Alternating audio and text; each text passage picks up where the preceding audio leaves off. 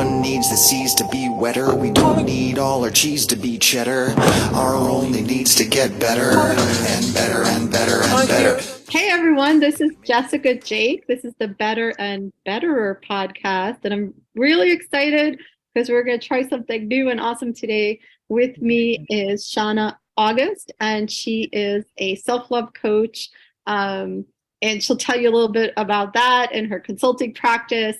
And we just hit it off so well and had such a fun conversation that I said, wow, you should be like a permanent fixture in my life and podcast, and let's just swap what we're up to. And we were nerding out about all this spiritual stuff, and we said, well, we could have a special segment on like the spiritual nerd hour or something like this. Maybe the name will change over time, but just good stuff, amplifying love in the world. We just have to have that louder voice of love and connection with all that is good.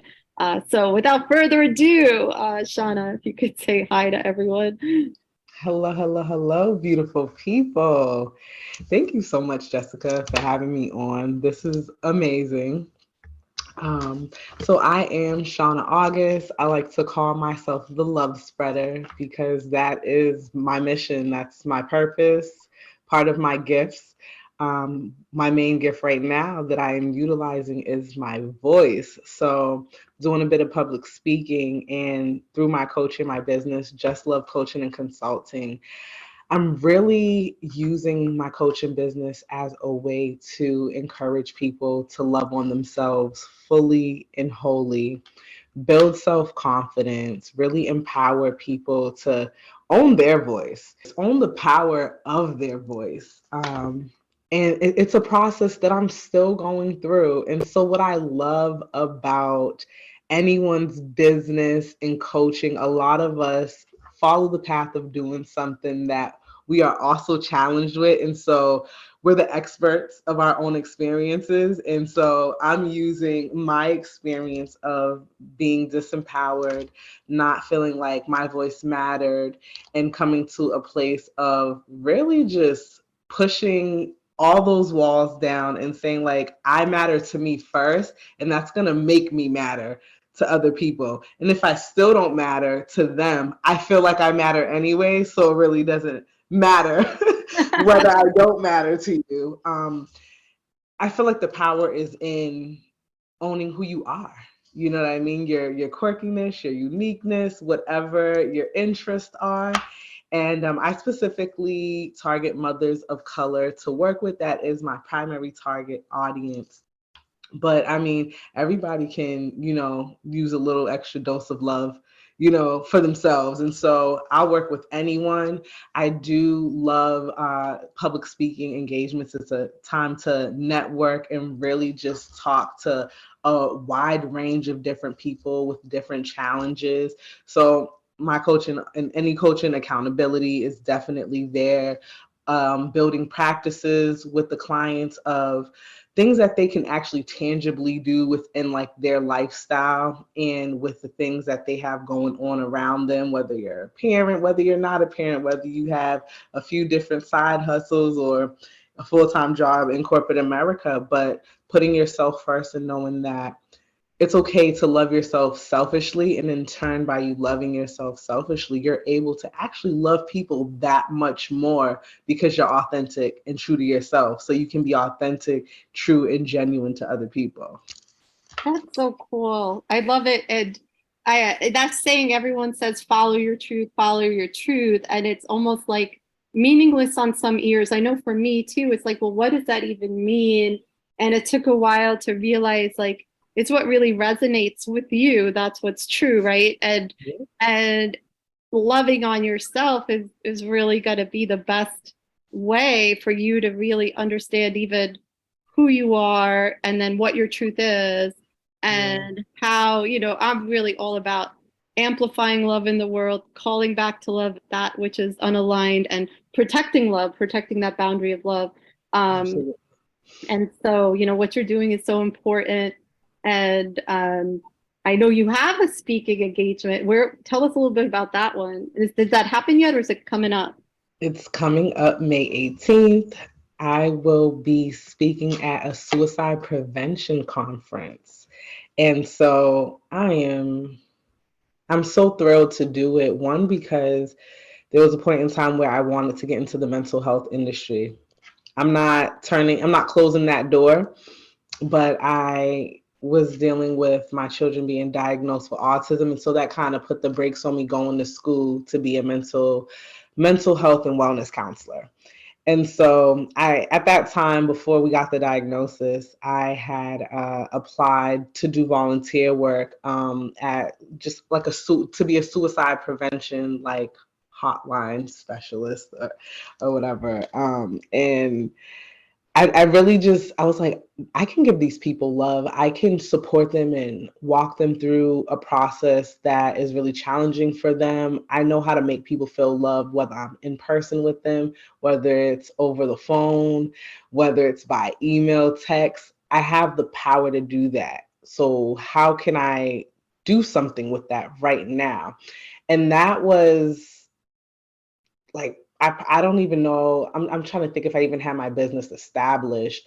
I probably didn't even have it. It was like a thought in my mind, but I hadn't officially said like I'm going to start my coaching business. So I took my certification, but I didn't officially start my business at that time. And I was just looking for ways to just help people and give love to them.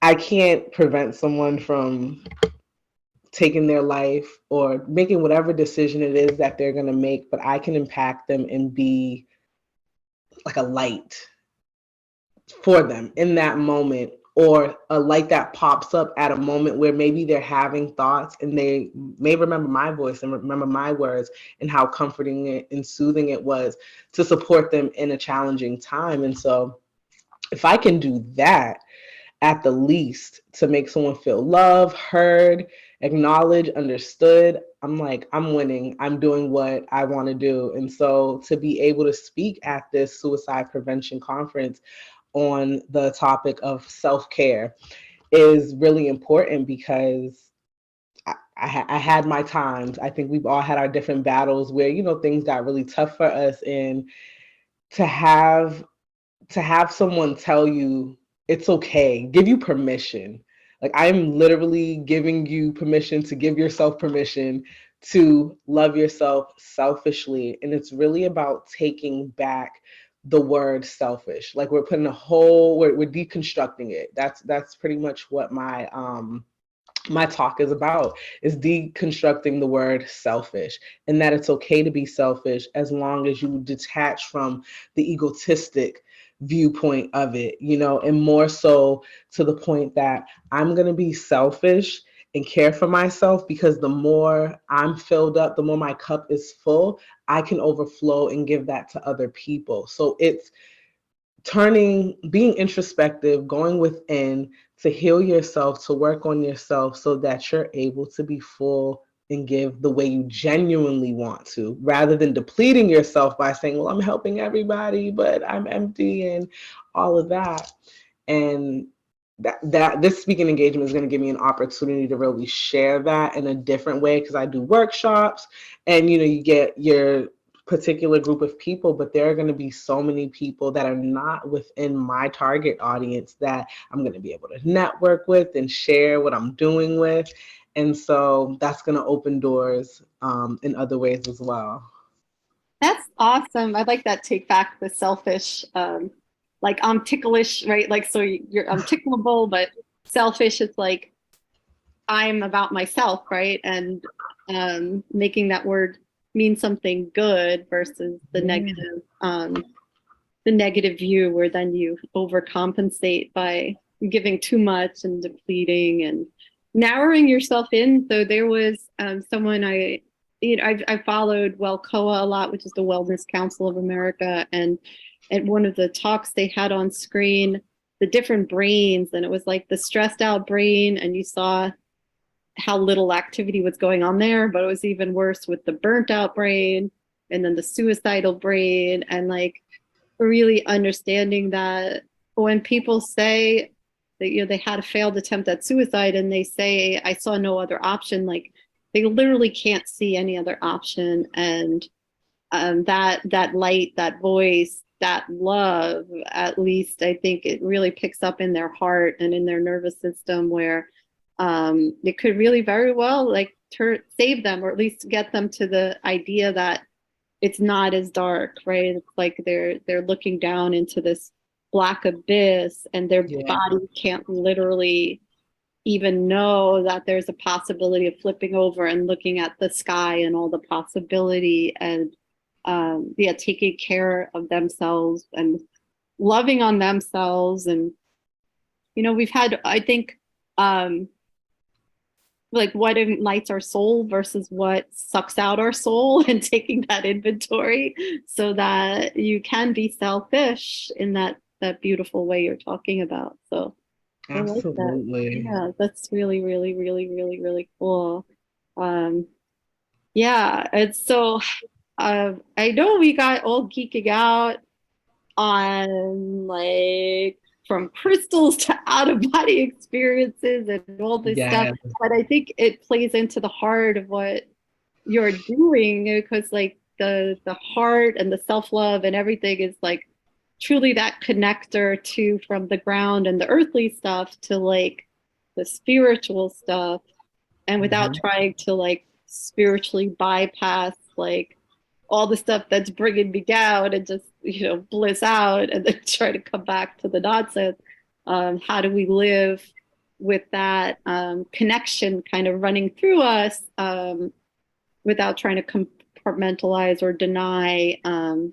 And some people kind of, when you get really spiritual, you can kind of just downplay a lot of the stuff that like does suck and is important and does need to be confronted or changed or protected, whether it's for yourself or for those around you or for the animals, or etc. So I'm wondering too, like as you talk to people, what elements of spirituality are there, and in the work that you're doing, it could be cool to see how that connects. So when I started, it was just pretty much the self-love, confidence coaching. And well, I started off self-love and empowerment. So I've transitioned to so many different titles, and I've recently incorporated spiritual wellness because, you meet people and they want your help and support, and maybe something that you do, one of the things you do might not align with where their energy or their spirit is. But then there's another set of people who that appeals to. And so because we're such multifaceted human beings, and I don't want to limit myself as to who I can touch and help, I began to say, like, I had to more so accept my spirituality and practices that I do want to use to help heal other people in their journeys, whether it's their spiritual awakening or it's really just like I'm just trying to get confident with myself, because everybody's level of spirituality is different, and I want to respect that. And so I do gauge that through my conversations with people. You kind of know, you begin to know who your people are as you just discuss things with them. And I don't want to say people is like, you're not my people, these are my people. When I say my people, I mean, I begin to see who my spiritual people are versus just my pure, just like, I want to hug, I want to love people. Like, y'all, everyone's my people. Everyone's my people. But, I want to respect where someone's at in their journey. And so I don't like push that off on them. And I'm not like solely like spiritual coaching. So for me, we talked a little bit about the different courses that we're taking and energy work that we're trying to do. And so Reiki's one that comes up that I have some courses set up for that. Really interested in sound healing and developing that as a practice, because I listen to a lot of hertz frequencies to go to sleep, or just depending where I'm at. If I'm like, what, today's a tough day, I want to meditate, or whatever it is that I need, I'll tune into a frequency just to level out my energy. And so like exchanging that type of information with people and energy and supporting them if that is something they're choosing to get into, to monitor their energy. Crystals, we talked a lot about crystals, and we could go forever about crystals because like crystals are like endless. Seriously, like I work at a crystal store right now, and I thought I seen all the crystals I could ever see in this like science museum or just museum of crystals. And then I go to these shows, these crystal shows, wholesale shows, and retail shows, and I'm like, I've never seen that. We haven't talked about this crystal yet, and my mind is just blown. And I have just books about crystals. I'm still trying to learn, but I'm starting at the point of where do I need to heal, right? What areas am I working on? And so as I'm familiarizing myself with the crystals, I'm building a relationship with the crystals, and I'm wanting to share that with people because the power of crystals, like it's like the earth, like right here, like just like sitting in your hand. And if you just tune in to the energy, like the transformation when you really work. Like I sleep with crystals under my pillow. I switch up crystals. Right now I'm working with, what is this? This is Herkimer, diamond, and amethyst. And so this is a really good combination. I'm using this for my intuitive psychic abilities to just hone them. That's something that's really important to me because like my girlfriend calls me a seer. She's like, you're a seer, I'm a hearer. Like for some reason I just have friends that are gifted in that way.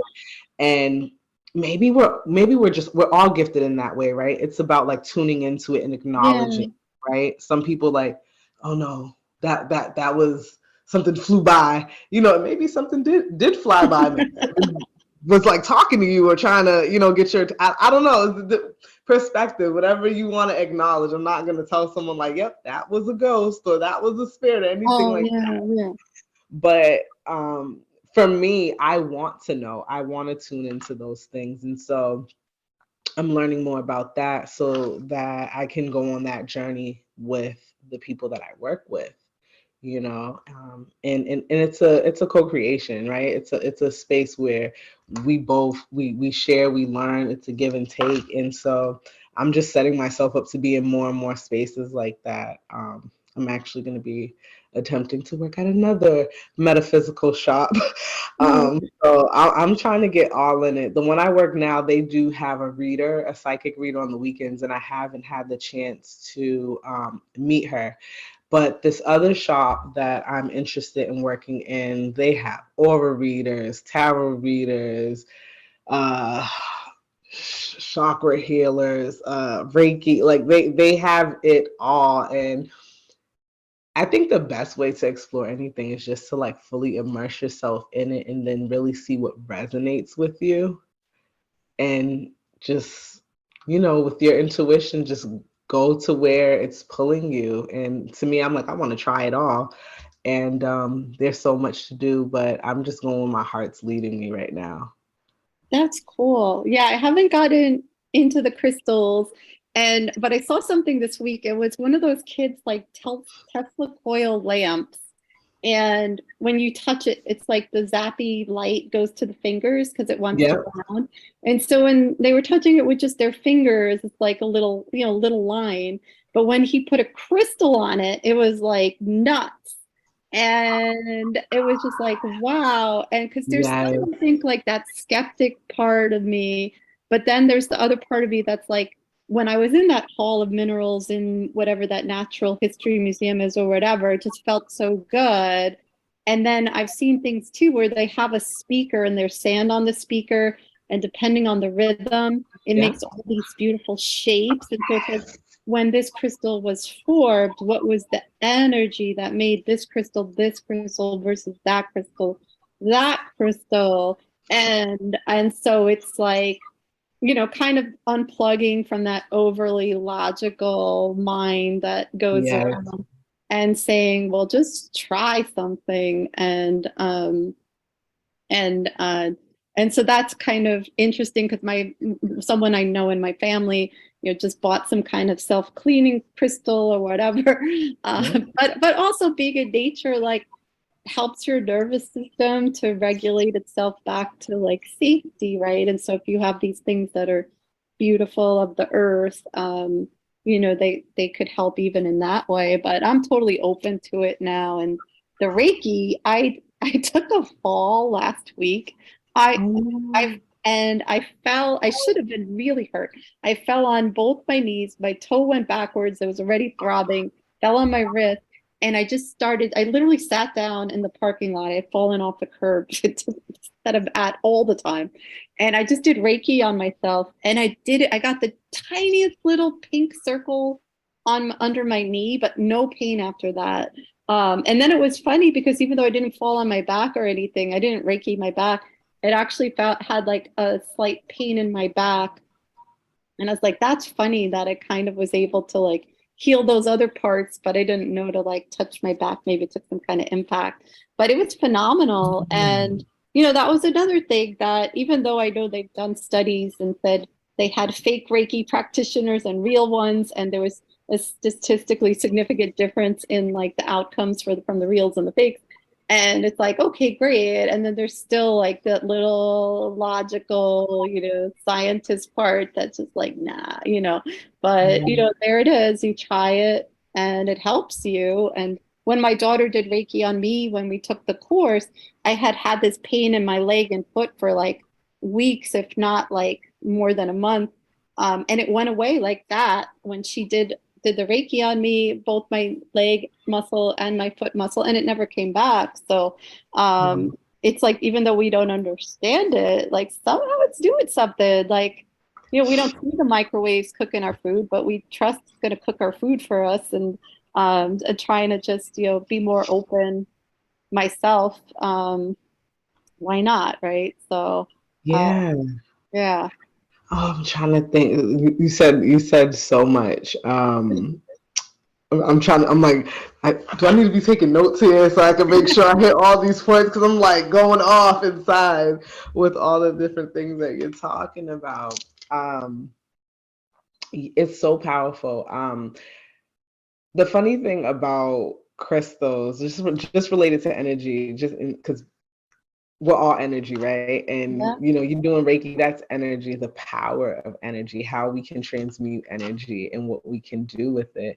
And I had done some work with my daughter with rose quartz. She has oh my God, so much. So I do like past life regressions and astral projection as well. And so I had gotten a reading and it just talked about like her past life. So I've been doing work with my past life, but then hearing about my child's past life, she had a lot of like heartbreak, and I'm like, this is I'm going there right now. So with the whole nerding out, weirding out, and spiritual, I'm going there. So everybody, if you're so willing to go there with me, I'm going there. So in her past life, she was like a child that like mined for like diamonds. She was like mistreated really badly. She didn't have enough of anything. And so this came up because I have twins, 20 minutes apart. So I'll say younger and older because they're 20 minutes apart. That's significant to me for twins. So I'm like, yes. I mean, technically one is going to be born before the other, but there's a younger one and an older one, like 20 minutes. So my youngest one, who this is about, both my children were like crybabies. They cried a lot. And I had my own perspective on like why they, cried a lot. I endured a lot of trauma throughout my pregnancy. This is at a time where like I had crystals, but I wasn't, when I had them, when I was pregnant with them, I wasn't into it the way I'm into it now. It didn't hit, the connection didn't hit for me. But so, she always cried, and like still she's really sensitive, right? So I'm like, this child, she like cries a lot, she's whining a lot, and I'm like trying to do all these things that moms do to comfort, and then sometimes it's just not enough. And so from that particular reading, the message was like, she's sensitive. overall, and she needs a lot of heart healing. And so, we've been working with rose quartz for her to support her with that heart healing. And from a person like in a past life, because I do believe in reincarnation, from a person that goes from a past life, and she like came back like 2 years before I had her. Oh, so she passed away 2 years before she reincarnated into my child. And so the trauma is so fresh on her spirit. And she's gonna be 6 now. So she's still, she's young. She's not that far from the impact that happened to her in her past life. And so, at night, like I'll go in the room, take the crystal, and I do like my own prayer and like my own like ritual head. Like I do cleanse my crystals. I have another side note because you brought up something about cleansing crystals, but I do cleanse like my crystals, and I like clean the energy in my space, and then like I'll work with her, and just to do this while she's sleeping, and like I have like kind of broken like an energy egg, I'm gonna call it, like over her, to to wrap her in like love and support and safety, because coming from a past life where you were traumatized, you were child mining, your parents probably were not there to protect you. You could have just been taken into like slave trade, you know what I mean? So not having that love, so wanting her to feel protected, wanting her to always feel safe and unconditionally loved. And so, kids, they like a lot of attention. My other daughter, she's like, she'll come to you, she gets love, and it's like, okay, I'm good, mom, I want to go do my own thing. My youngest, she can never have enough of you, could never have enough of your kisses, your hugs, could never have enough, like to the point where like when you want me time, like you really have to like walk her through that process, like this is what we're gonna do. And she'll settle for it, but if you don't tell her like I need my body back, she's like all on it, like this is all mine. And I need the love just as much as she does in my own way, but we all have a different way to express or communicate how we need that love and what we require. And so just working with crystals, like you couldn't have told me maybe when she was like 1 that this would help. But being a person that I'm experiencing this for myself and seeing the power of the crystals, and also like doing the energy egg. So I don't know how much of Reiki you would consider it, but like it's perspective, right? Our thoughts are so powerful, so we can create anything. And so like when I'm like creating this, like forming this like egg, it's like my egg of love, like I'm gonna crack like the yolk of love and just like drop it all over her, saturate her, not only so she knows like that I love her, but even as she goes forward in her life, she doesn't have this, hopefully she doesn't have this like dying need to have everybody's love and be accepted, because life's hard. Not everyone's going to show you the love that you want. Not everyone's going to accept you or welcome you into spaces. And so it's like really starting early, building her confidence energetically before she even understands what confidence is. But I lost thought again. But I know you wanted to talk about the cleansing of the crystal, but I also wanted to say that reincarnation, there was a study, there was like thousands and thousands of little kids all over the world that just were remembering all their past lives. And if you look it up in the research, whatever frontiers or wherever it is online, it's like they were just like, yeah, there's something going on here. Like they didn't really admit that there's reincarnation, but so many things that just sounded crazy before, or the world wants us to think it's crazy. Like even this remote viewing that the CIA was doing, like they did it for so many years.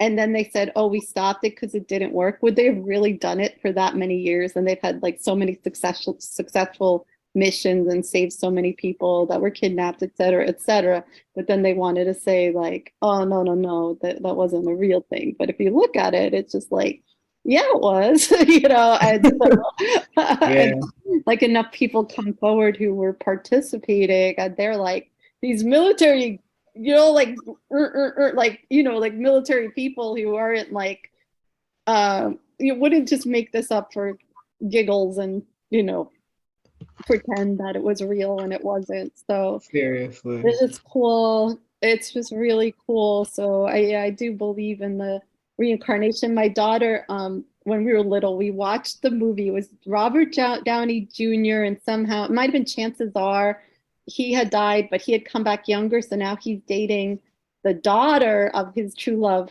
And they realize it or whatever. And so my daughter watched this with me, and she was still kind of young, and it was about reincarnation. So she was like, "Oh, cool." And then one day she goes, or the next day probably she goes, "But mom, how do I get my stuff?" Like, I want my toys still, you know, like how does that happen? So Oh my God. I love that. I have so many I've had so many past life regressions of being like reincarnating. No, I'm saying that wrong. I've had so many past life regressions of being my ancestors and coming to the realization that I've reincarnated as one particular ancestor, and I can't remember her name right now. But being able to successfully do a past life regression or even an astral projection experience, it can be traumatizing if you're not prepared. But through my own experience with past life regression and coming to terms like I am a reincarnation of one of my ancestors, I'm like, okay, like this is, I've always thought it was real. There's this poem, oh my God, I want to say it's Maya Angelou. This is the only line I can remember. I'm so ashamed that I'm not sure if it's Maya Angelou, but um, I'm pretty sure it's her. But one of the last lines is, "If reincarnation is real, please let me come back as a Black woman." And I've read that poem really young. I was in like Catholic school when they read that. That's like the most I remember. But it always stuck with me, and I went to Catholic school. And so it was like really weird to be in like a Catholic school and like they're not talking about, my experience was like they weren't talking about like affirming like reincarnation is a thing. And then reading this poem in Catholic school though about reincarnation, and I don't know, since really young I was like, yeah, that's real. Like I believed it. A lot of the things that I come to find out are true as an adult. These were things I felt as a child, just intuitively. It made sense. I just knew it. And now there's like facts, and there's like research and all that, and I'm like, okay. And even some things that like you come from like the research perspective, right? And I'm not a researcher. Like I don't write scholarly journals or any articles or anything like that. And I can still relate to so many things that people that are in that world talk about, that I already, to me, intuitively knew was true. And then here this person comes and they're like saying this, and there's this evidence for that. And I'm like, now this is like the first time I'm hearing it. And I'm like, or hearing it from another person, right? But like my spirit was just knew that. Like, yeah, I knew that. You know what I mean? I don't need the evidence and the proof. I just know it's true. And then someone comes like, but here's supporting documents. And then I'm just like, oh, yes, intuition, yes, spirit, and those moments just reaffirm for me how much I need to continue to lean on my spirit and my intuition, because I was like always that kid, like I wanted to try it. like I was going against my intuition. Like judgment said, your gut instinct said like, don't do it. And I'm like, I just wanna, edge out there and see what happens. And it's funny, there's this like video that I seen. Excuse me, because I'm going to curse because I have to quote this Okay. this video. There's like, it's like this teacher, he has like this like blackboard, and he has this like chart, and he shows a video of like this guy walking up to another guy's car and just like kicking the door in, and then the guy jumps out the car and he like slaps this other guy. And so then the teacher goes, he was like, see, the more you fuck around, the more you find out. And I was just like, in life, like the more you keep trying stuff, the more you're going to find out the information. Maybe not that you're looking for, but you're gonna find out something. Hopefully it's good. The more you do, the more great Yeah. things happen to you. But the more crazy stuff you decide to do, the more crazy stuff that will happen to you.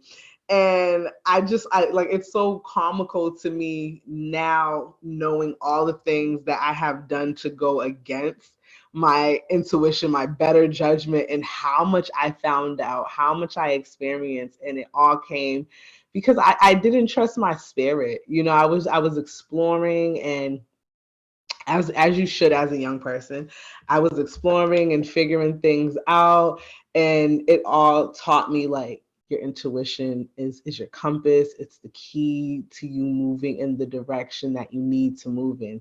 And so as an adult, like it could come to applying for jobs, and I'll kind of know ahead of time like this is not for me. Yeah. And so if I choose to take it, then I know I'm gonna embark on a journey that I might not be as satisfied as I could be if I follow like the yes in my gut Yep. versus like, you could take it. Yeah, it looks good. Great benefits, Mhm. pay you well, but what's the cost? I You only made know? that mistake once. I gotta tell you, it's the same thing. Like every bone, the gut, my instincts, my intuition, which I think it's different instincts. This is the. I know I'm an academic and I just have to stop, but like I think like the instincts are like those hardwired things to keep you alive, but intuition comes from beyond, right? And Yeah. so, but like it is come manifest in my gut, like it just felt so wrong. But the number looked good on the paper, the words coming out of his mouth sounded good. Every bone in every fiber of my body said no.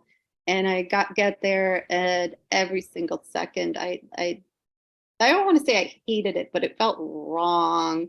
And they ultimately didn't build out what they said they were going to build out for like my department and team and like what we were going to be doing, and had me doing other stuff. And I was not giving me the tools to do that other stuff. And I could have quietly sat there doing nothing and quote researching my days away watching whatever I wanted on YouTube or whatever. But I used it to learn stuff that was relevant. But yeah, I ultimately just went in and got laid off like on the spot when I was just like, I would come back from lunch and there's going to be literally nothing for me to do. Like I've been doing SEO for you by hand, when if you just bought an $80 a month tool, it would get done like 10,000 times faster than what I'm doing. It makes no sense Right. for me to be using these free tools and piecemealing stuff together for you. Like, so it wasn't like they were torturing me. So I can't say like I hated it, but it was Yeah. just wrong. And like I knew that from my gut. And then I never did that again to myself. It's like Yeah. I'm gonna listen to that and just be like, it's a no. So I always tell people, if you learn to trust your gut, like if you know your gut is right, then just go with it, right? So yeah. I think the thing that comes into play though, I I will say from my experience, sometimes I didn't trust my gut because I'm like, am I being judgy? You know? You know Oh, what I mean? And it's funny, because I'm taking this class called Positive Intelligence. oh my God, that's deep. I almost didn't take that class because I thought it would be judgy. I didn't take it last year.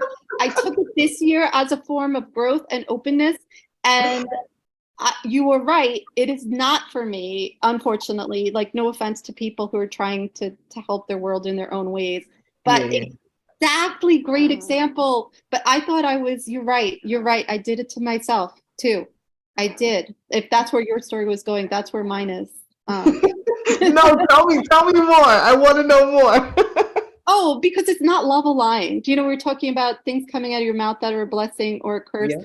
and Yeah. that when we look at, and I was the one bringing up the internal family systems, that we're born with parts. Like, we have our soul, our spirit, and internal family systems. They call that your self, and you have self energy, and self is like it's like light. It's a particle and a wave, and it's like, wow, that really unifies everything. And this is like used in psychotherapy and used in coaching. And so, not that they're doing this with people in therapy, right?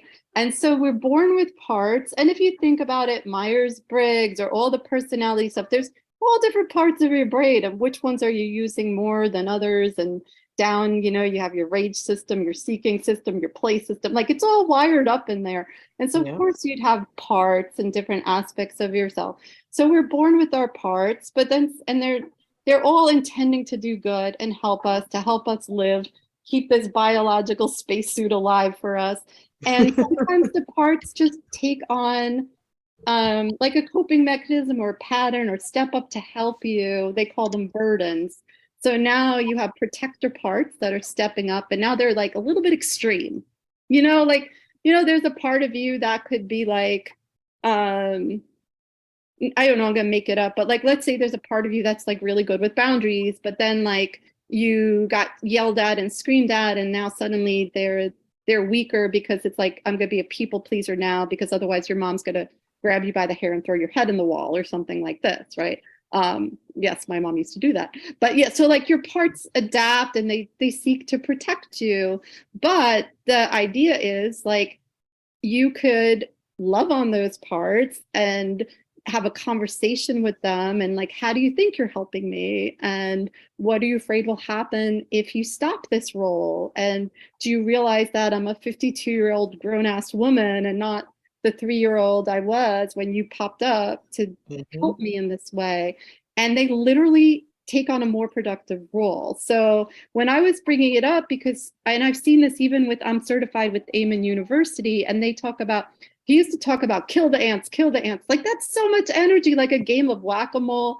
And I would even say flick the ants, because I don't want to kill the ants, but you're going to crawl right back, right? And then he started talking about dragons and taming your dragons, and again, the self-critic dragon or this dragon or that dragon. So at least it was like a little bit nicer to like tame your dragons. But with the positive intelligence, he's basically saying, like, I'm just gonna ignore you. Like, there you go again. I'm not doing that. And then so you're not like, you're still pushing that down into a shadow, right? Like, you're still not dealing with it. And so then he came on and said, what we're doing is better than IFS, and doesn't like let you talk to him in the group. But I was like, I'm saying IFS will like have that part unburdened and take on a more productive role in the system, so you could have true internal harmony and live with your spirituality kind of flowing through you. But you're saying yours is better because you're just going to keep squashing it down. Like, so unfortunately, I'm the group leader, and I didn't want to abandon my group, but I let them know, like, you are the best part of this for me. We get on our calls. They know that I'm going to breathe love into it and go look at it with the words and the guidance that is. Like, it literally is the foundation of everything is conscious awareness and love. Yeah. And even our universe exists in conscious awareness. And so love is the most powerful, most foundational thing. And then anything that's not aligned with love or has the energy of love, we call it back to love, whether that's our parts in our heads or whether it's the people in our lives that are bringing back their traumas from a past life or traumas from this life, or epigenetically passed on traumas from their ancestors, etc., or whatever it is. And even if you're going to talk about spirits, like, it's always even a a spirit that might be haunting or whatever, like it's ultimately like sending it to the light, like sending it back to love. And so that's literally the only answer always ever. And so when I had seen like last year when everyone from Mind Valley was joining and I saw a saboteur, I was like, no, that's too mean. But then a few of my friends said they really liked it. One of them has her PhD. Like, this matters. It doesn't matter. The academics get in our way more than anything else. And so I was like, all right, I'm not going to be that judgy, just like you just said. Like, let's see what it is. Maybe it can help people. And it's, what are we going to say? To call it positive intelligence, like, you're not actually being so positive as you're just shutting down these aspects of yourself. Like, how is it positive? Like, Positivity by Dr. Barbara Fredrickson, who's she's like one of the pioneers of positive psychology. She has a positivity ratio, and that changed my life, her book Positivity. It changed, that's what got me out of me being in ever stress mode and got me into more of a home base of the physiology of safety and connection. So yeah, I mean, that might have been a longer answer than you thought, but No, that's I love it. that's and then I don't know, I feel I've actually I wasn't even mad at him when he was saying like what I'm doing is better and like just viewing it all wrong, because I just Is this in the Q&A? that because he did it on the live Zoom, but I sent a private message to him, and then he talked to me a little bit in the chat. But the interesting thing was, I didn't want to have a public conversation. I wrote to them privately in their email and said, is there a language that we could use that's not saboteur, conquer? Because it is, like I say, these are things like egoic states, or archetypes within us, or parts, or dragons, or whatever. Like, these are like in other what would you call them, models or whatever, like so he's calling them saboteurs. Like, you don't necessarily need to call it a saboteur, right? But he's saying like they're there to tell you lies, but they're not. Like, they're just, it's an aspect of you that's trying to protect you. And if he took these on when he was so little, like he says he did, like, that needs to heal. And whatever protective part is getting so vicious with him, like when I don't know if you watched this video and he's like, you're like, he was so angry and like mean, and you're the worst, or you're an idiot, da da da. And if he just like, oh, not listening to you, or where are you, like, that part of him is probably protecting yet another part, like a really sad, exiled part, like a real childhood part of him that had such vitality that was squashed, and now it's a double pain. Like, you were treated so poorly as a child, like this part of you is now squashed, but now all these other parts of you want to hide you away in the cellar and flare up to keep the system. They think they're helping the system, right? There's always a positive intent. So Richard Schwartz's book, and he's like a PhD, but they usually don't say Dr. Schwartz, is no bad parts. And even the parts that are suicidal are parts that are trying to help the system, because they're trying to help you not get that pain. So he works with suicidal parts, addict parts, but then there's actual true healing and true internal harmony. And there's not really anything out there else, I think, that can, unless you have like a spontaneous, like a near-death experience and all that stuff unburdened spontaneously, or maybe other things. But I haven't really heard of anything else. And this is around since the 1980s, like been working since then. It's now evidence-backed. So it started out with like your way of it works. Hey, everyone, look, it actually works. And now the science is backing it up. And so, yeah, so then it's like, do I even have time to like watch another video or something? No, but I show up for my group calls, and I want to support them. And, we could just show up and say what we want to work on for the week and how it went, right? And then I could use my language, they could use their language and it's going fine. But yeah. So my question is, right? So, because I love that perspective. I absolutely love that perspective you have. My question is, if he has now squashed down like the most innocent part of him, the saboteur has squashed down, or the judge saboteur has squashed down the most innocent part of him, in it's a defense mechanism, right? And so what now would you say is the person that sits in front of us? What part of his self is that? Would you say that's, I'm assuming it's not, but would you say like that's his healed self? Is that the self that it, like the avoidant self? Because Oh, because like it might who be your manager part, like the manager parts, like the protector parts. It's so fascinating. And then you start to really see how true this is in yourself and in society. And it maps to other stuff. Like if you ever saw the window of tolerance, like my window of tolerance for stress might be bigger than someone else's, or theirs might be bigger than mine.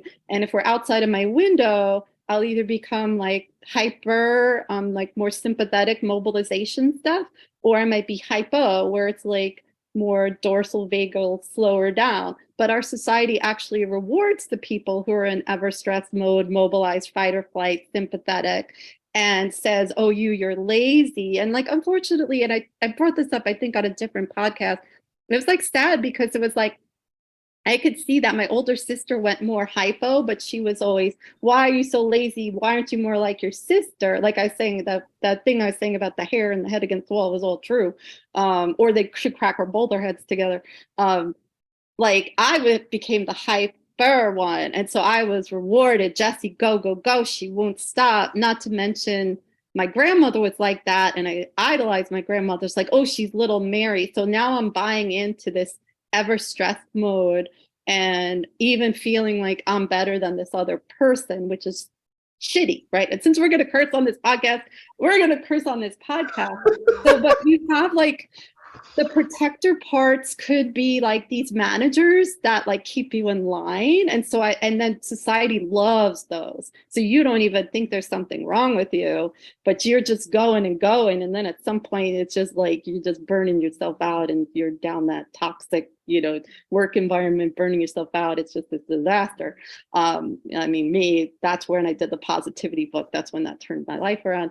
But so then there's another kind of protector part that comes up called a firefighter, which douses the pain. So if this is where alcohol comes in or other stuff come in, or, all these things, you're like, why did I even do that? It's like, again, it's like keeping that exiled part away so we don't feel the pain. So they don't want the pain to come into the system. And so they protect in one way or another by either managing or firefighting. So, I mean, a lot of like, and again, I'm not a therapist. I learned this in sense of being a coach. And I was on the wait list for like 3 years for IFS, for the real certification, or maybe even more.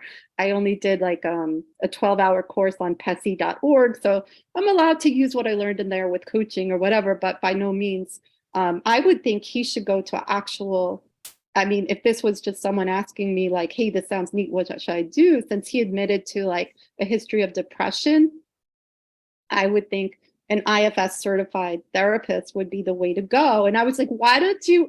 Kept writing, like, even in the first email that was behind the scenes, it's like, you should have a conversation, right? Like, there's enough similarity between their models. Like, why not have a conversation?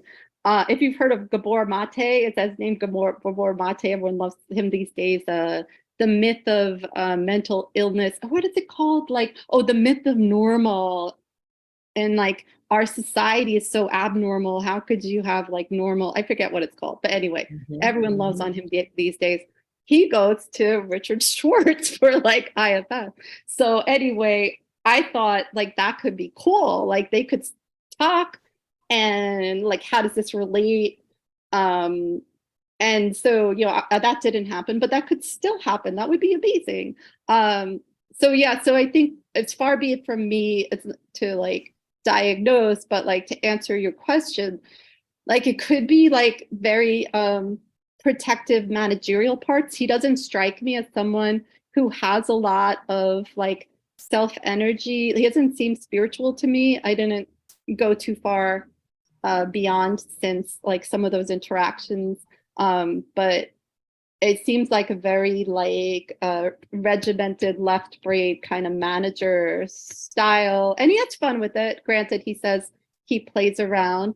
So it could be like, they might call it self-like parts or things like that. Or maybe he does have some self-energy coming through because he's calmed his nervous system down enough, all that touching stuff. I love that.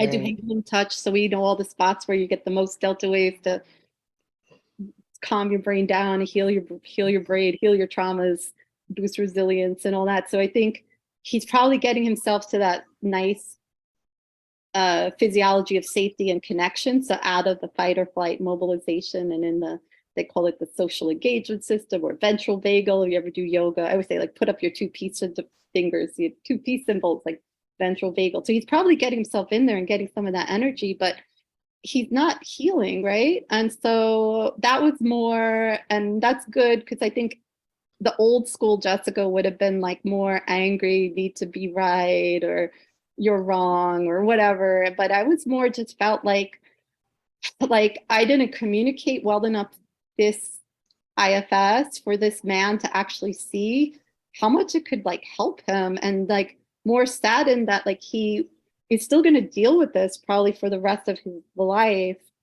And then there's the other piece that this is his life's work, right? And if this fundamental piece that he's saying to people, this will never go away, the voice will never go away, so you need to do these PQ reps. Well, what happens when you say, guess what? Absolutely, that voice could go away. I literally had that same "you're an idiot" voice. Like, it's away. I've had other things that have like spontaneously, when I had an awesome non-dual experience during meditation, I've had parts just drop their burdens. My brain completely different after the fact. So it's 100% possible. And so, I don't, again, we want to amplify love in the world, amplify the message of love in the world, but making people feel like you're going to hit this dead end and there's nothing that's going to help you against this other than distracting yourself with these reps. That's not cool, But so then that means if he has to discard his whole model, then how does he make his money, right? So it can't, what I'm saying has to be lesser than what he's saying, right? And so but I was impressed with myself for not being like mad, because I would have been like, we were the yelly, screamy kind of New Yorkers. Oh man, so perspective. Like, thank you so much for sharing that, just sharing your thoughts and your experience with positive intelligence. I think the parts that resonate with me, which I take, and I didn't think of it from the perspective that you're speaking from, is that it's like the habit creation, right? So doing something small. So like everything we do, just one step at a time, do something small. And so I'm very like sensory tactile. Like, I love that. Like, I'm one of those people that like, I have like a fidget. Like, I didn't realize really until my children got diagnosed with autism how much of a fidgeter I am. Like, I'm learning so much, like the gift in my children being diagnosed with autism and all the things I'm learning about myself that I can manage or heal to help them as they're growing and learning what it's like being a human in this world with autism. And so I'm like, I love like the tactile reps. I love like the really honing in and paying attention. It reminds me of like mindful meditation, right? That's the perspective. Like, I'm sitting and doing, closing my eyes, and I'm noticing, right? And being able to still move amongst chaos, right? And so I'm finding like the gift in this experience, because I do agree with there's always a gift and opportunity from something that may not be great, right? And so then here you are coming with this perspective of like, well, this is not as positive as you're saying it is. This is actually quite negative and can be detrimental, because you're like pushing down these parts of you and not healing them. And like, that is what we are like here for anyways. This is kind of was a spark between, the commonality between us. Like, it was like, oh, it's this healing. Like, let's talk about, like, once I was like, spiritual quotient, like, hold on, wait a minute, what's going on? Oh, Need yeah. to know, Because that's part of it with the spiritual quotient. It's the idea is it's already 100% perfect. So unlike EQ, IQ, TQ, which is technical quotient or whatever, where you want it higher and higher, it's like your spirit is already 100%, and it's this bright light. And is there something on top of it? And that's the same thing with like IFS. And let's get back to like the suicidal, because I know you help people with that too. It's like they don't know they have self energy because their system, whatever is flooding their system. And then once they realize and get reintroduced to self and self energy, it's like magical. And now they even have it with like psilocybin assisted IFS, and like there's so many things now with the psilocybin or other therapeutic medicines. But then it's like within you, right? And so you're back in touch with that light and that spirit. And he called himself a hope peddler. I love him, a hope peddler. But what else did I want to say? What happened, how he came up with it. He was a family therapist and dealt with real family members. And he wasn't like a classically trained, like, let's just say therapist. And he started to notice what he was seeing inside people was like family, outside people. But he had tried a classic like chair technique where there's like a third chair, and this girl was cutting herself. And it took a long time, but they got to the point where they put that part in the chair, the cutting part, and they commanded it to stay. I'll never cut her again. And he said the next week she came back for the appointment, and he opened the door and she had the biggest cut across her face. And so that's when he realized this does not work. And he started talking to that part, the part that cuts her. And that's it. But like I said, it's been since the 80s. And it's just I go with like IFS is going to save the world, because so many people are acting part to part. Like we're not in that self energy. Like we're not shining our soul or our spirit or our heart or whatever way you want to look at it. It's like this part, my protector part's popping up. This person's protective parts popping up, and they're, clashing. And there's just so much that comes from that, that we could heal, right? So yeah, I'm not saying I'm not getting nothing out of the PQ. I did love the finger one. I loved that he said that grief is not a negative emotion. I always pictured it as like crumpled up love. Like here's love, and you crinkling it up into like this crumpled paper, but it's still love. So I love that he said that he sees grief as love and honor, right? And so it's like the hurt of missing what was there now that it's not there, and coming from hurt and honor. So there's definitely gems along the way, of course. I just felt like so exhausted last week. I kept COVID testing, thinking I'm for sure must have it. It was too much energy to even roll over. So I'm not even sure what was wrong with me. Oh man, Jessica. So catching up on the PQ wasn't high on my charts, but I did make my team meeting, and it goes fine. I didn't mean to be a leader. It was like one of those, well, people said they like this, maybe I'll trust them and not judge it and try it. And last minute people on LinkedIn trying to find a group, and next thing you know, I'm a group leader. I'm like, I don't need to be the group leader. Look, he says we should rotate the leader. I'm not supposed to. That did not work in my group. I'm like, I said, listen, I'm not taking on the response. I'm gonna follow. There's a time to lead and there's a time to follow, and I'm gonna follow the group leader and let you do your thing. I didn't want to take that on and not show up. Like I don't want to take anything on that I'm not willing to show up fully. And I just Right. have a But lot of stuff it going would be on. like, I think it would cause, again, like, what's the most loving thing I could do given this situation? And it's like, I'm not gonna go into my group and badmouth the program and tell them Right. all like, oh, this is crap, let's do something different. So here's what we're supposed to talk about this time, and like round robin, now we're supposed to talk about this.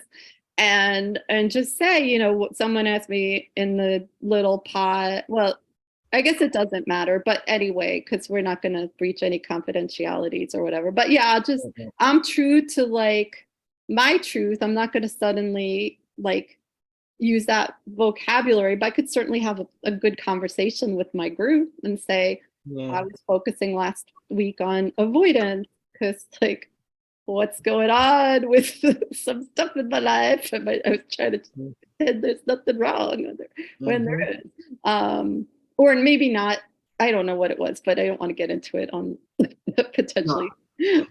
Another thing that I just wanted to touch base on, in just the whole idea of like shutting this part of yourself down, out, not acknowledging it. Like I'm always having, like I'll have conversations with friends or just random people, and because I don't know, people can just kind of feel my love energy radiating off Yeah. me, and then they'll say whatever it is, and they'll like spill it, and me, I'm like, I'm here for you to spill it. Come on, bring it to Yeah. me, bring it in, come get some love. And then they go like, "Oh, I'm so sorry," like apologetic for needing a place to put that stuff, Right. right? Yeah. Like my bags are too heavy. I'm sorry, I put them down and I put them on you. And I'm like, no. And so like I try to prepare myself energetically, like every day, to ground myself, because I know that that is a part of my gift. That is a part of my mission, is to support people in carrying Yeah. that extra weight. Yeah. Maybe not carry it anymore. Maybe I can just take it from you and we'll put it down and let's walk together. Like, Yeah. is this necessary? Like, do you need this? Like, are you going to die without it, or is it harming you more than it's doing you good? Okay, let's decide. Let's take a walk. If you need help bringing the bags up, I will bring them with you. Then we can sort it out together. But if Yeah. you need to lay it down and put it down, like, let me take them from you. Let's lay it down. Don't feel guilty about having to walk away from it. It's okay. And I feel like a lot of times when we're going through something and we're sharing, these different parts of ourselves, like we have this guilt. And so like creating a space for myself, so then I can create the space for someone else to like get in alignment with your mind, body, heart, and soul. Yeah.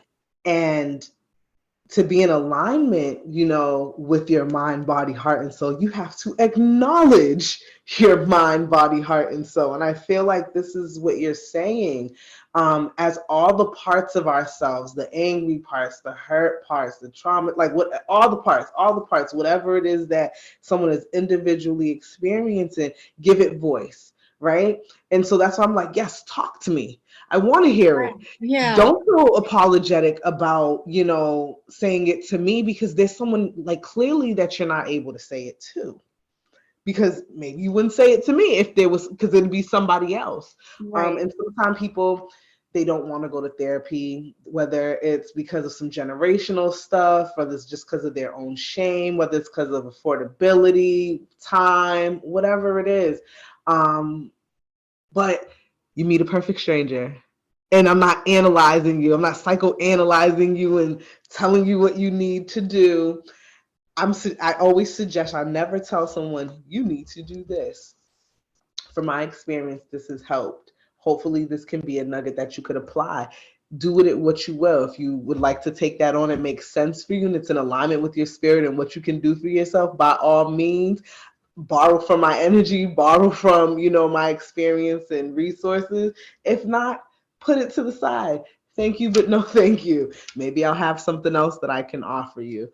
And that's why there's options, and it's just like in this space of all these researchers and these intellectuals, it's like positive intelligence works for this group of people and may not work for that group of people. And then there's another theory that works for this group. And I love the fact that we have options, right? Yeah. And Yeah. it's an energetic thing. Like for me, I love positive intelligence. I love it. And I think I love what and this is like, I'm going to compare it to religion. Like, I don't believe in any one religion. I'm not religious, I'm spiritual, but there's something in each of these religions that I really respect and honor, and I have taken and adopted into my own spiritual practices. So I can respect positive intelligence from that perspective, because there's going to be so many other theories out there, so many other models that I'm like, oh my God, this is great. I love it. And then I'm going to have my own experience with it, and I'm going to work with it and see what resonates, and I'm going to take what works, and I'm going to leave the rest. Right. And that's kind of like spiritually, intuitively, how like I've been living my life most recently. I would say, like, since I had my kids, like, I don't have to follow any one thing or believe in any one thing, but the one thing that I am sure of is that love solves a lot of problems. Love's the answer for me. And somebody might be like, well, love doesn't pay your bills, love doesn't take care of you. But I'm finding that it does, Yeah. personally. And I could see that like on a journey way, because like I was talking about kill the ants, and I was asked to go talk at the Association for Applied and Therapeutic Humor, and like that was part of it. I wouldn't share that anymore, but like that was in my journey, it's in other people's journey, and now I'm like, okay, then I'm ready for like something different. So yeah, and you're right, like not everyone would be so open. I'm very open about love's the only answer, and if someone's in a certain place in their life, they're not going to want to hear that, and they might want to hear like there's this saboteur stealing my peace or whatever, and that's where they're at, and they get a lot of benefit from it for sure. So yeah, I think it's been interesting. And anyway, I never would have met you if I never joined. Oh my God. When I tell you like the stars aligning and meeting so many people, doors opening, and all these opportunities coming across my path, I'm like, everything is a gift and opportunity. Like, I am taking that. Like, I love that. I'm owning that.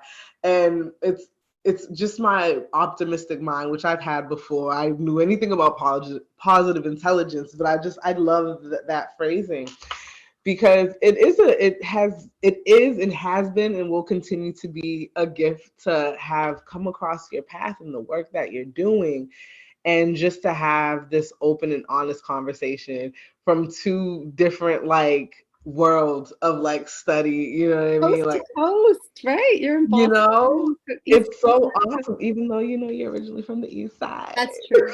That's true. Yeah. No, but I love it, and I wouldn't have known. So I'm actually glad to have, touched on, how you feel and what your experience has been with positive intelligence, because I'm telling you, I didn't think of it that way. And I just love hearing people's perspectives, right? Because you're in your own set mind, and this is how you think, and this is what you know. But I'm never like stuck on any one thing. I just follow my heart, follow my gut, and it keeps me open minded to hear perspectives like you're. Like, I'm not like so gone home like, no, Shazad, and no, can't believe this. It's like, interesting point, and to your point of like it being like your life's work, this is what we come across, like no matter what we're doing.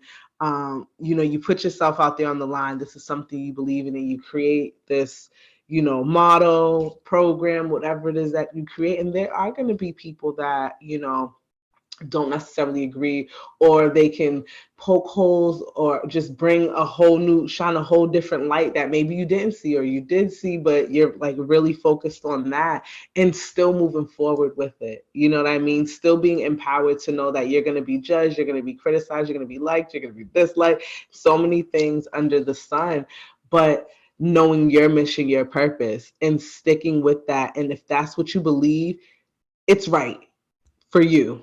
You know what I mean? Yeah. No, it's true. And that we're all just on our journey, right? Like we're all growing and learning. And like I could say, your spirit is perfect, but like we're here to grow and play and amplify love in the world and have an adventure, right? And so if that is helpful, and maybe like some people, like I met someone who's like seen some traumas, and she said, it's not affecting me, and it's like in this dark box, and my therapist is like, yeah, we don't need to ever open that or something, right? Like, so maybe like some people don't want to ever open that, and that could work for their whole life, right?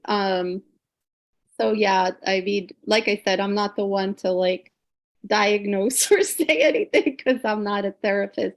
And I think I have been keeping up with the videos, etc., each week, but last week I didn't, and I still, had committed to the group, and so I'm not going to bail on them because I feel like I love that. it would be a bad thing.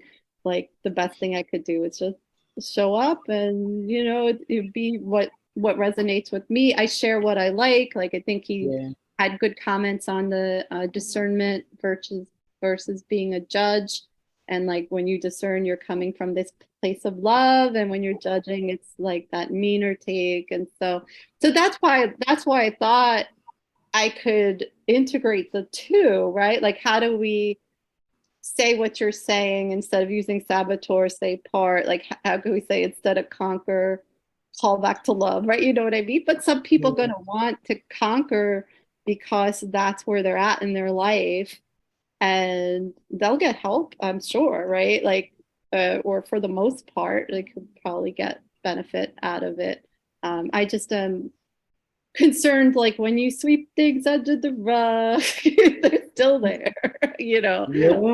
So Yeah. like when there's conflict in your life and they say you try to sweep it under the rug, it just festers and grows, right? Like, and I think that that's there, but there's other ways to deal with it too, right? I know we're talking way too long for like an average podcast, but that's okay. But like lucid dreaming, I love, like for dealing, like you have one dream and like deal with something that's been haunting you for decades, right? Did you see that? I did. I saw it. That was as soon as you're like, we're talking way too long, and it like shuts off on The me. lights are like, yes, you are. Like, Indeed, you what? are. Why? I do want to, hopefully in one of our upcoming conversations, talk about like shadow work and things like that. Oh I yeah. think that would be really interested. I'm definitely, I would love to hear your perspective on the shadows and like your experience with it, because I do think I am in full agreement. Like you have to hear, like you can't run from yourself. It's inside of you. And so you can continue to move on and let it fester, but it will show up in some way. And if it doesn't, it'll show up in your relationships. You know what I mean? Yeah. And so that shadow work is important, but I know a lot of us, we're not doing it. I feel like a lot of it has to do with a spiritual perspective. You can't force spirituality on any one person. I don't want to force it on anyone. Like if you're awakened to it and you're open, I love it. If not, I respect it. And so I think with this work, with like positive intelligence and any other thing that's like really strictly about like a theory that's really not connected somehow to like your energy and love, I feel like it's not going to, I don't know, this is just my feeling that it's not about doing maybe the deeper internal work all the time. It's about like how to apply a method. And like, if you apply this method and you follow these rules, there's structures that are given for you, and there's no structure for your spirit. Right. Besides to just like be with spirit and see what's like, listen to spirit, listen to these parts of yourself. There's no structure. Like the way I listen and the way my spirit responds to me is not going to be the same way that you communicate necessarily with your spirit. Some people can astral project, some people can meditate, some people need to journal it out, some people need to dream it out. Like there's just, some people need to work with crystals, some people might work with like magic or herbs or whatever, but it's really, there's no one size fits all versus these are methods. Follow these steps and you will get here. We have research to say these, there's results for this, which I think is beautiful. But when you're connected to spirit, I feel like you are connected to like the consciousness of the world, love of the universe. And I want to go a little more into next time about like shadow work and like what we've been through and what we're doing with that. Yeah, absolutely. I think that would be amazing. So how long is it that we've been on? Is it 9:02 for me or 9:22? I don't have my glasses on, but either way, it's a long one. But that's all right. I would just put it up as a whole. And yeah, I mean, see, it's always great to just talk to you and hear your perspective and what you're up to. And it's like different from what I'm up to, but that's only way I'm going to grow is if I talk to people that is something different. And right. So it's been excellent. Thank you. We will definitely do it again. And yes. And I think I'll talk to you before you go to your speech. But if you want to give a shout out to like where that is, if people want to go, you could add. Unfortunately, because it's in Boston and it's not being broadcasted, but it may. I'm planning on recording, so it may be on my website, which is justlovecoaching.com, and I'll have some other new things coming up, which I will share with you as I begin to post. But I'm hoping to put this talk on there because it is a workshop. But I'm presenting at a conference, but I'll be doing some work with this is gonna kind of be my my go-to, my baby that I'm carrying her with me like everywhere I go, because I really need to amplify this message of like selfishly loving yourself. It's okay. I have a campaign that I've been like working on forever. Like I start and I stop and I start and I stop it. But I have a spread love campaign, which is I give a heart.